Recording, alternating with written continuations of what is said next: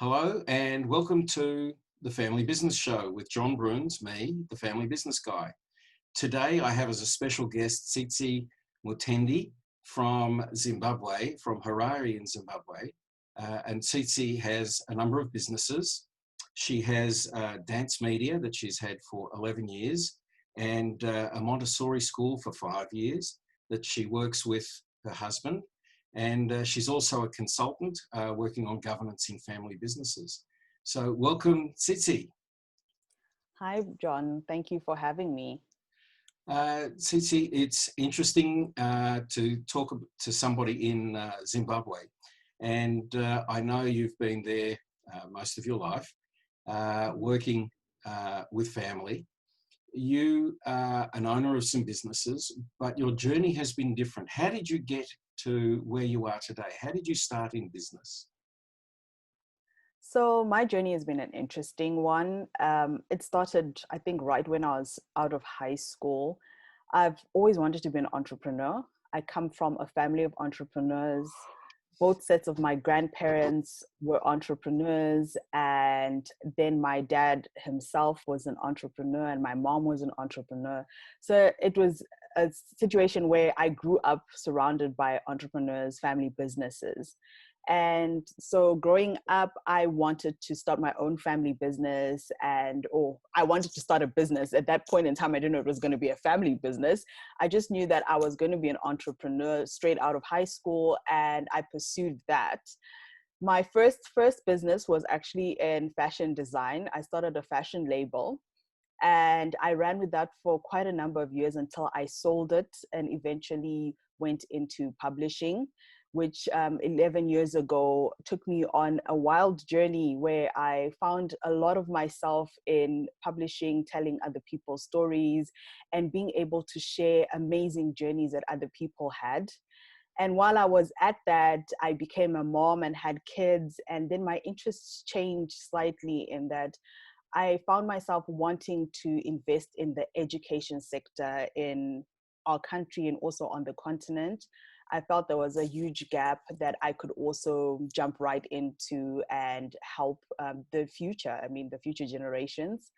And while still on that journey, I then lost my dad, unfortunately, 2 years ago.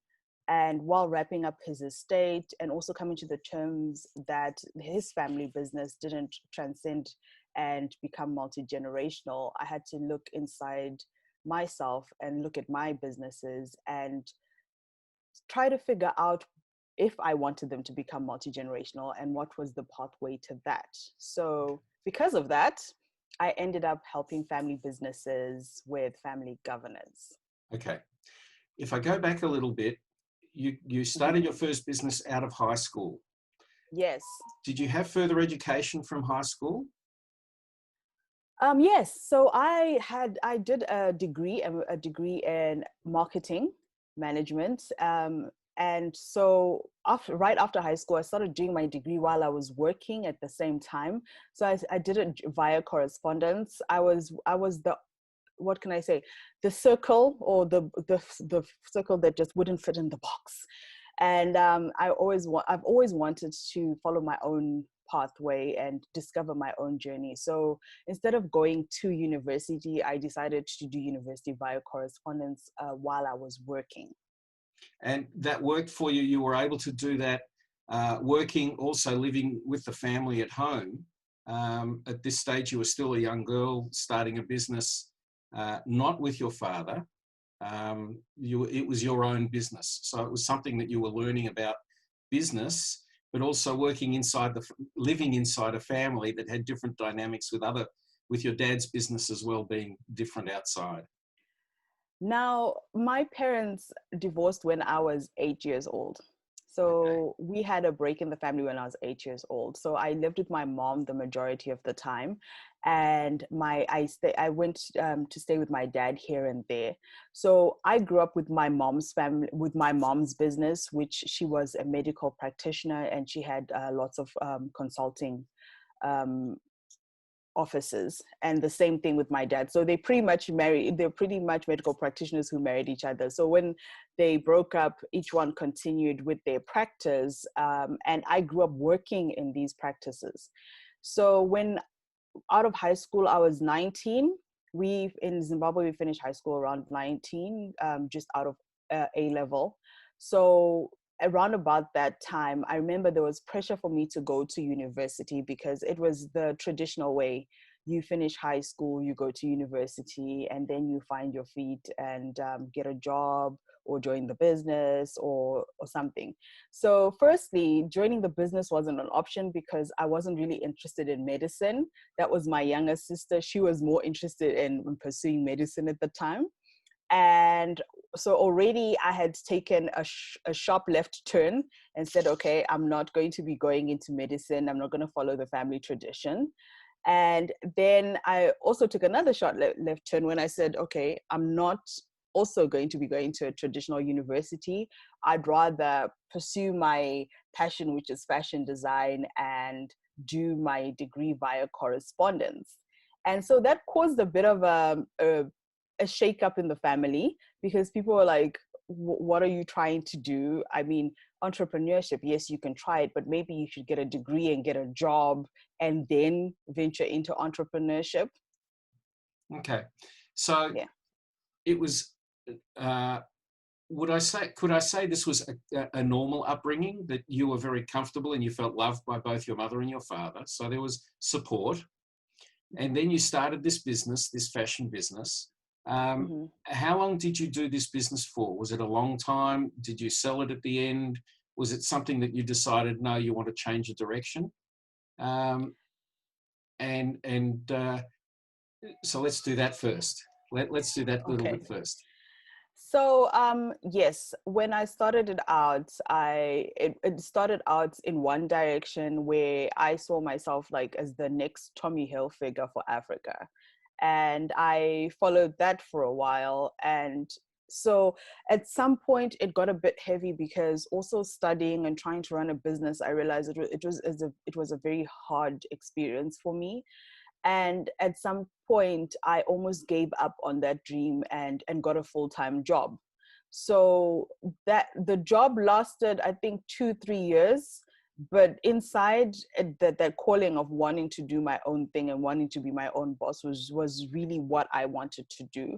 I did very well while I was working, but it wasn't something that resonated with me. It wasn't something that I wanted to do.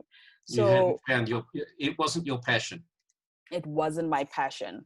So I had completed my degree when I then decided to re-engage my business again. And this time it took a different direction. I was still in fashion.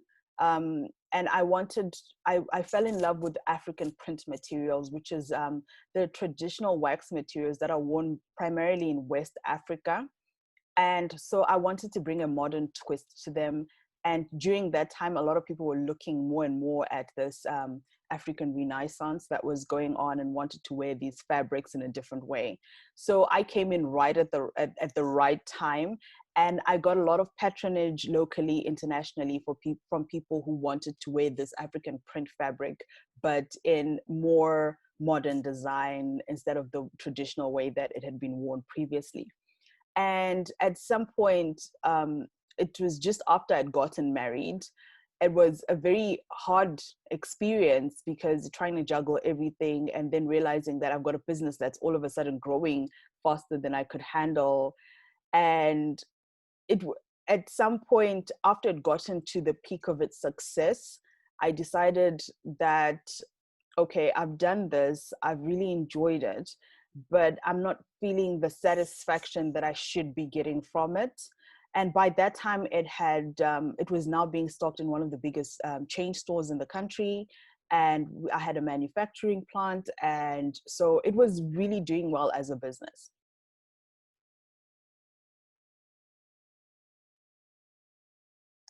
Did you sell that in the end?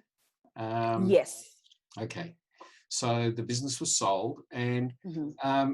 did you have a break for a year or two with children then, or at what point was it when your father passed away? So break, I think I don't understand the term break. I've been Okay, told. you No, haven't what had a I mean break. is that I don't break. I just keep on going at breakneck speed, more like. Okay, So um, the publishing businesses started just about the time when I was still also doing the fashion business. So those started at the same time, and they supported each other. And that I would also use the magazine, because I had a magazine which I started the first glossy magazine in our country, which was of international standard. And so I used the platform as well to market my fashion business, which really helped it and boosted it a lot. And so the magazine was started because I'd gone through a very traumatic personal experience where I'd lost my first child. And so publishing became an outlet for me it was cathartic in that it helped me to come to terms with the loss that I was going through.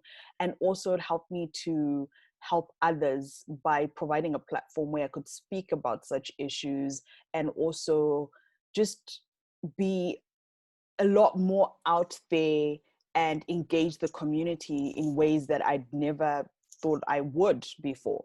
So the magazine was the beginning of the publishing. And then we went on to publish books where my husband is an author.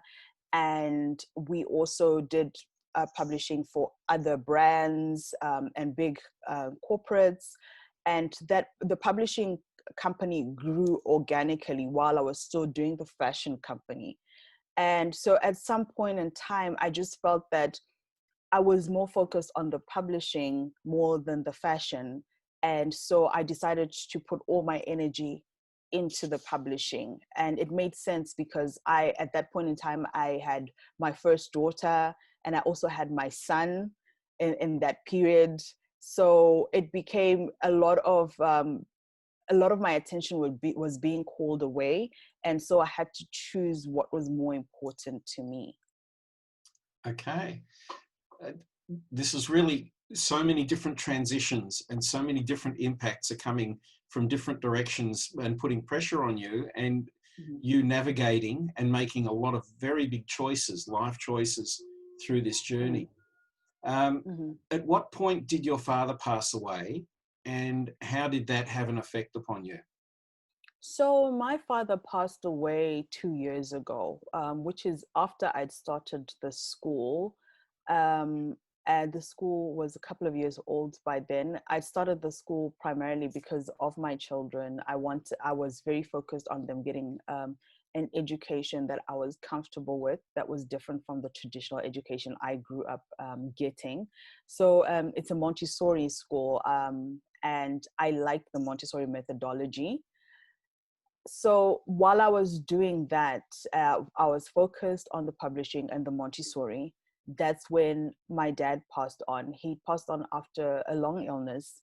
And so, being one of the eldest of his children, I was the one who was appointed the executor of his estate. And that in itself took a lot of time and energy, because you're mourning the loss of a loved one, and you're also trying to make sense of his estate, being that he wasn't someone that I was living with, and we weren't close enough, or he didn't have anyone close enough where he was telling them what was going on with his estate, and there wasn't a will. So all the work fell on me to put everything together and make it make sense from a legal perspective, so that the wrap up of the estate could be done. So it's during that time I realized that as a business owner myself, if anything was to happen to me, I was probably basing my thought processes, or the way I was doing everything, on age. You just assume if you're young, you still have time.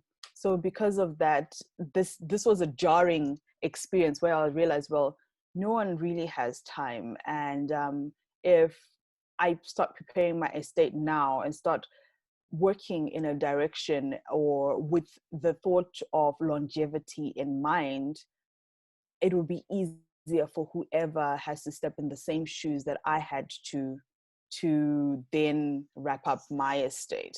It's a very hard lesson to learn, to try and sort out somebody's wealth once they've passed. And I think Mm-hmm. you also have some other intricacies because you have sisters and brothers that are half brothers and half sisters. Yes, yes, So yes. In this transition, in this exercise where you were working through the will and Mm-hmm. doing this work, were you able to deal with your siblings, with your brothers and sisters, in a way that they understood what you were going through as well? So it was, although it was very emotional and challenging, were you able to keep things balanced in a way that the family understood? So I think for me, one of the natural talents I'd like to think is a natural talent that comes naturally to me, is communication. I believe that everything can be resolved if we all come to the negotiating table and understand what the parameters are and work through our issues. So and I know it's very difficult as human beings to do it. So in the case of when my dad died at his actual funeral, I had to rally all his children together and say, right, we are we're six children from three different mothers, and we all were the sole people left in my dad's estate. We're the people who were affected by his estate, and of those children, two of them were minors. And at that point in time, their mom was there, but she only arrived a little later. And so it felt to me, because I felt like being the oldest, I'm not the oldest, I'd be the second one in terms of age, but in terms of my dad, and my mom, I'm the oldest, and I think I'm used to the responsibility of being the oldest. I then spoke to each of my siblings, brought them together, and I said, you know what, all the differences that are probably there are not ours, but they are more of issues that our father probably had with our mothers and their relationships. And so in this situation, we had to work together, because we as the children are the people who are bearing the biggest loss. We'd lost a father, we'd lost somebody who was close to us, and we had to work together to ensure that whatever issues were there, we represent them in the way they should be represented, and also ensure that the work that needs to be done, his estate needs to be wrapped up. People can't just walk away or be grabbing things, or it has to be done the right way, and we need to communicate with each other to make sure that's done. And so it was hard, but I guess because of the way I approached everybody, and also because of the fact that we were all grieving, and we realized that, yes, we do have one commonality, which was the late, and we just needed to come together. I think you need to be congratulated for bringing the siblings together. This is a really difficult thing to do. And I understand the challenges. I don't know what it would be like. I have lost my own father, but when you lose somebody and you have siblings and it's your responsibility, it's challenging. So to move on, you've created another business, which is the Montessori School, which you've just mentioned. So now you're running two businesses, the Montessori School and the publishing company. Your husband is working with you. And do you have it in your plans that this is something that will continue possibly into the next generation? Is this something you're considering? With the Montessori School, definitely. I think one of the things I've seen as an entrepreneur in my own personal growth is that when I started the publishing company and even the fashion company, they were very egotistical companies. I loved doing the fashion label. I loved doing the magazines and the books, but it was very much driven by, I want to prove that I can do it. And despite all the challenges that I'm facing, I'm going to make sure that it works. And I made it work. But when I started the Montessori School, there was a significant shift that I saw in myself as an entrepreneur and as a person. And even when I started the consulting firm working with family businesses, that shift was consistent, and it became more of my thought process became more of a legacy thought process. I thought, it's why do we start businesses? What is the real reason we go into business as entrepreneurs? Is to solve problems. And if I'm solving the problem, does the problem end when I'm no longer there?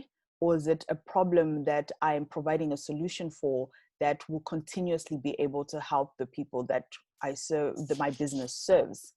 And so with the Montessori School, I realized that especially in Africa, the issue of education is going to be a long drawn discussion that is going to see a lot of changes happening. And the investment that I was making was not just in it as a business, but also investing in the young minds that are going to go out into the continent, out into the world, representing the continent. And I wanted that business to reflect the solutions. I wanted it to reflect the work that is being done to create a better world through the investment in that business. So I think it's, to answer your question, I see the Montessori School growing and becoming international school across the continent, and being able to change lives and create leaders in the young minds that is Africa. Okay, that's great. Now, you mentioned early in that little statement challenges that you faced and challenges you see.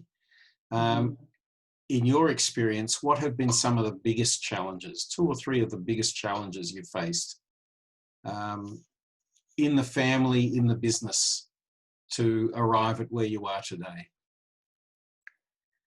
I think one of the biggest challenges I've faced is being a woman in business. I know it's one of those cliche things where everybody's saying being a woman is hard, but I think being a woman in business in itself can be a mammoth task. You are always doubting your ability, you're always doubting yourself, and you're not sure whether what you're doing is right. And sometimes you then overcompensate. And so that becomes a challenge in itself, because you're consistently asking yourself, am I doing this because I want to, or am I doing this because I want to prove that I'm a woman and I can do it? The other challenge is always handling finances. It's when you start a business, you're putting personal funding into it. Sometimes you're asking to borrow funding from family, from institutions, and you're consistently financing the business. And so you have to be very, very hands-on and understanding how the finances of your business runs, and understanding that you have to be putting in a lot more than you're taking out at any given point in time if you want the business to grow. And I think the third challenge is juggling. I wear a lot of hats. I'm a mom to 3 kids, the youngest being 2.5. Yeah. And I'm a wife, I'm a sister, I'm a daughter. I adopted my dad's youngest 2 children, so technically I'm a mother of 5 sometimes. And then I'm also the boss in different businesses, and I'm trying to, and also business partner in those businesses. So with each role I play, there are different expectations of me, and switching between each role sometimes can be a bit difficult. Like I'm thinking right now, to sit here to be able to have this conversation, I also had to be mom. I also had to make sure everybody else is doing what they need to be doing so that I can get this time to do this interview, to do this talk with you. And so it's just that juggling can be very difficult. It's really, really important to have a good support system if you're an entrepreneur at any given point in time, because there will be times where you really can't juggle or you need a time out, and So the it's juggle ridiculous. works with the many hats. Okay, so Yes. here's the juggler. So this is the answer to the challenge of many hats. Yes. What other tips would you give, whether it's a young man or a young woman who's a next Hmm. generation thinking about joining a family business? What tips Hmm. would you give them? Understand yourself is one of the biggest thing. I know when you're younger, you are trying to just trying to just be young and get a grip of the many expectations, but try as much as possible to understand yourself. Sometimes it won't be easy, and especially if you want to join a family business that's already been established, trying to find your feet in the family business might be difficult, because obviously they are the people who started the business, which could be your parents who've been in it for a while, and they are feeling they've seen you as a child for the longest time. So accepting that you're now getting into adulthood and you can take on responsibility might not be that easy. Understanding yourself will go a long way. So definitely spend time understanding yourself. Find your own voice. You're going to need it. Whether you go off on your own to start your own business or you're joining the family business, you need to have a voice, and you need to have the value system that you will be willing and able to stand by as you navigate the journey going into it. And then if you have multiple hats, like I'd said before, have a strong support system. Your support system can come from different areas. Don't always expect it to be family members. It doesn't always work out that way. And it can be a bit heartbreaking if you don't get the support from the people you expect it from. But you have many spaces and many people who are always willing to support. Find your tribe. And when I say find your tribe, I mean it in all honesty. Find those people who have the same belief systems as you, who will help you navigate the difficult waters. And I think my last tip would be always find time within your day to center yourself. There's always, I always take the analogy of a twister or a whirlwind, those big storms. Yep. Right in the middle of the storm is the calm space where everything around it is going helter skelter. It's picking up houses, cars, and everything and going. But in the eye of the storm is always that calm place where you can observe everything going on around you and not always be willing to engage. Your first reaction would be wanting to engage, but find space within your day where you are just the eye of the storm and you are centered and everything is going on around you and you are just observing. That is really, truly wonderful. I think I need to sometimes sit down and take a moment for myself and let the world spin around me. So thank you. That's a good reminder for me. Tsitsi, I'm going to conclude now. So I want to Mm-hmm. thank you very much for sharing with us your story. I know it's only a glimpse of the story because there is so much that you have done. You have a wonderful husband that's supporting you and working with you in these businesses. You've got your own children that you're looking after now, and you've got a consultancy and you have business partners. So I want to really thank you for taking the time today to talk with me and talk with us. The tips, I think, are very valuable. Challenges are always going to be coming towards us, as individuals working with families in businesses. So thank you very much. I just want to say to those of you listening, please subscribe to the channel. If you have questions for Tsitsi or me, you can always contact me on john@johnbruns.com, send an email, and I look forward to seeing you at our next show. Thanks very much.